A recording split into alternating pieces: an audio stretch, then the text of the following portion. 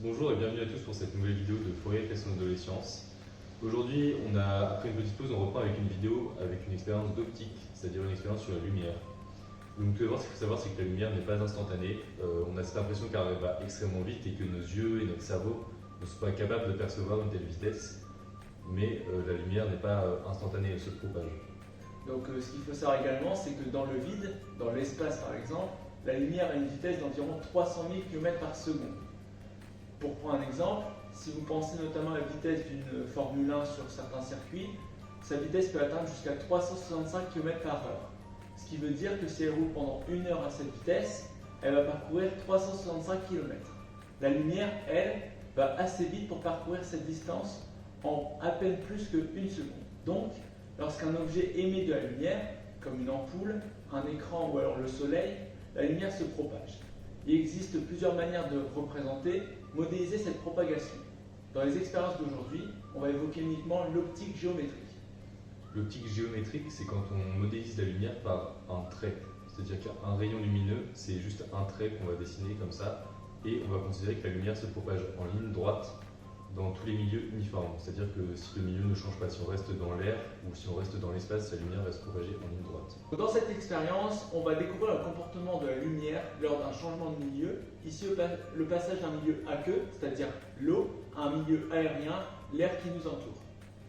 On va commencer par prendre un saladier opaque, c'est-à-dire opaque, c'est-à-dire qu'il ne laisse pas passer la lumière, donc un saladier comme ça, et scotcher un bouchon coloré au fond du saladier.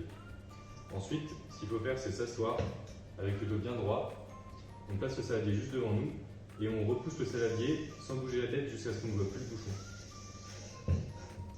Hop, comme ça. Dès qu'on ne voit plus le bouchon, on arrête de repousser le saladier. Ensuite, si quelqu'un peut t'aider, tu demandes à cette personne de remplir le saladier d'eau jusqu'à ce que tu vois le bouchon. Hop, c'est bon. Donc voilà, il faut quand même mettre beaucoup d'eau, le saladier est rempli au moins à la moitié ou aux trois quarts.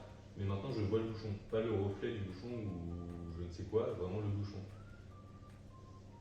Donc là, il y avait Antoine pour m'aider et pour verser de l'eau. Si tu es tout seul, fais bien attention à te souvenir de la position dans laquelle tu étais. Remplis ton saladier d'eau tout seul et rassis-toi exactement dans la même position que dans laquelle tu étais avant. Et tu devrais pouvoir voir le bouchon sans avoir besoin de déplacer ta tête ou le saladier. En fait, dans cette expérience, ce qui s'est passé, c'est que quand le saladier était vide et que la lumière se propageait uniquement dans l'air, donc en ligne droite, tu ne pouvais pas voir le bouchon. Maintenant, tu peux. Ça veut forcément dire que la lumière ne se propage plus uniquement en ligne droite. C'est ce qu'on appelle le phénomène de réfraction, qui peut se produire lorsque la lumière change de milieu de propagation. Donc ici, quand la lumière va passer dans l'eau. Il faut savoir que dans les milieux autres que le vide, la lumière se propage à des vitesses légèrement inférieures à la vitesse de la lumière dans le vide. Pour chaque milieu, on va alors définir ce qu'on appelle un indice de réfraction du milieu, noté n, qui est égal à la vitesse de la lumière dans le vide divisé par la vitesse de la lumière dans ce milieu. Lorsque la lumière passe d'un milieu à l'autre, si ces deux milieux ont des indices de réfraction différents, alors le phénomène de réfraction a lieu. Si on veut faire un schéma pour modéliser cette expérience, on dessine simplement l'interface, c'est-à-dire la frontière entre l'eau et l'air. Donc là, ça fait un trait pour la frontière entre l'eau et l'air, et ensuite on trace également une ligne perpendiculaire à cette frontière. Donc ce qu'on peut voir, c'est qu'on a d'abord le rayon incident qui vient, donc c'est le rayon qui vient du bouchon et qui va vers l'œil de la personne qui regarde. Le rayon incident qui arrive au niveau de la frontière entre l'eau et l'air. Ce rayon il arrive avec ça à un certain angle. Et le phénomène de réfraction se caractérise par le fait que lorsque ce rayon sort de l'eau, il va sortir pas en ligne droite, mais avec un angle différent de l'angle avec lequel il est rentré.